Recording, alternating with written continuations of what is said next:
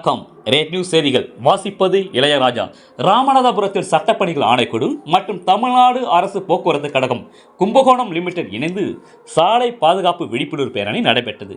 இந்த பேரணியை மாவட்ட முதன்மை நீதிபதியும் மாவட்ட சட்டப்பணிகள் ஆணைக்குழு தலைவருமான நீதிபதி A.K. மெஹபூப் அலிகான் கொடியசைத்து தொடங்கி வைத்தார்.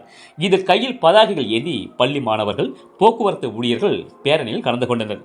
இதில் மாவட்ட வருவாய் அலுவலர் Sankara Narayanan, cyber crime ADSP TR Balachandar, police superintendent Sukumaran, Kenikkarai காவல் ஆய்வாளர் சுந்தரேஸ்வரன், வட்டார போக்குவரத்து அலுவலர் ஆனந்த், பிரேக் இன்ஸ்பெக்டர் தங்கராஜ், பொது மேலாளர் ரவிக்குமார், துணை மேலாளர்கள் நாகராஜன், தமிழ்மாறன், சண்முகசுந்தரம், உதவி மேலாளர்கள் பாலமுருகன், ரவி உள்ளிட்ட கிளை மேலாளர்கள் தனபால், ரத்தினம், தேவேந்திரன், சிவகார்த்திகேயன், குமாரவேல், விஜயராஜா, ராமநாதபுரம் டிராபிக் இன்ஸ்பெக்டர் சிவா, தொழிற்பயிற்சி நிலைய முதல்வர் நாகரத்தினம், தோமுச கிளை செயலாளர் செல்வகுமார் உள்ளிட்ட தோமுச நிர்வாகிகள் கலந்து கொண்டனர்.